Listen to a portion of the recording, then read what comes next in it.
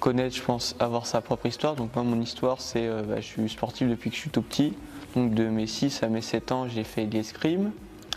Et comme je suis un compétiteur, j'ai arrêté parce que j'étais trop petit pour faire la compétition.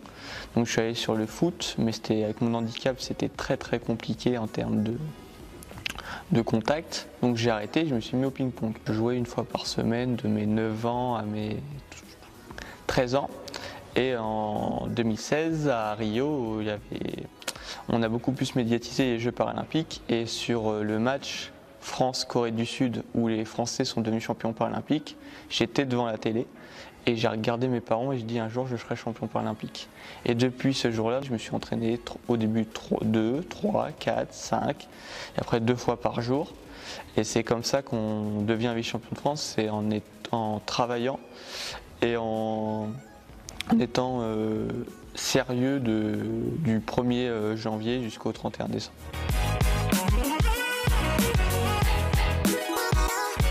Donc la plus grande difficulté au ping-pong, c'est d'accepter de pouvoir faire des fautes.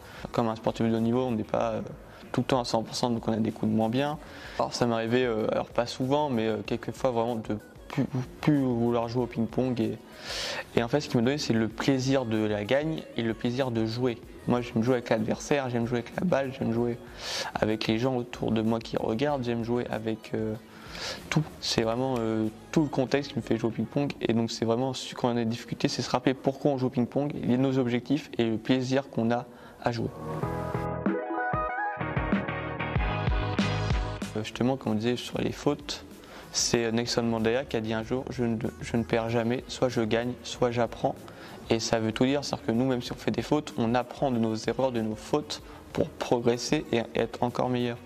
Et moi, mon secret, c'est j'essaye un peu de moi créer mon propre jeu, mais de m'inspirer de tous les joueurs que je rencontre, prendre vraiment le meilleur de chacun pour créer moi mon propre jeu et devenir meilleur. Je pense que c'est Florian Merlin parce que donc moi au début j'ai vu à la télé et quand j'ai regardé son palmarès, il a tout gagné, il est champion paralympique, il y a plusieurs médailles aux Jeux paralympiques, plusieurs médailles aux championnats du monde, aux championnats d'Europe. Moi c'est vraiment un exemple, c'est-à-dire que si je peux faire sa carrière, parce que mon objectif c'est de tout gagner. J'ai eu la chance depuis tout petit que mes parents me suivent dans les associations et s'investissent. Donc pour moi c'était normal de m'investir dans une association, donc je suis service civique au club de Beauce en valide et en handisport et je suis donc service civique génération 2024. Il y a des moments que je ne peux pas rater. L'assemblée générale du club, pour moi c'est vraiment quelque chose, je ne peux pas le rater parce que je remercie tous les bénévoles et toutes les personnes qui aident les sportifs au quotidien. Donc c'est vraiment important pour moi la vie associative. Alors moi déjà mes prochains objectifs c'est le tournoi international donc à Skyping à Saint-Quentin en Yvelines. Ça va être mon premier tournoi international en senior, donc ça va être une belle expérience. Et après pour Paris 2024 bien sûr c'est un objectif. Avant de se concentrer sur Paris 2024 déjà il faut se concentrer sur les échéances plus proches. Et si on est performant, on peut espérer aller à Paris. Ça ne sert à rien de se concentrer que sur Paris si on n'est pas présent déjà dans les moments avant.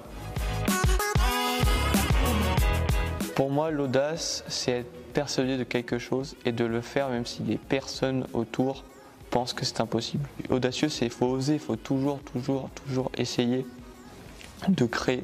J'aime bien créer ma petite touche, vraiment révolutionner même mon sport. Ça serait, pour moi, c'est ça l'audace, c'est vraiment créer, faire quelque chose que personne n'a jamais fait, quoi.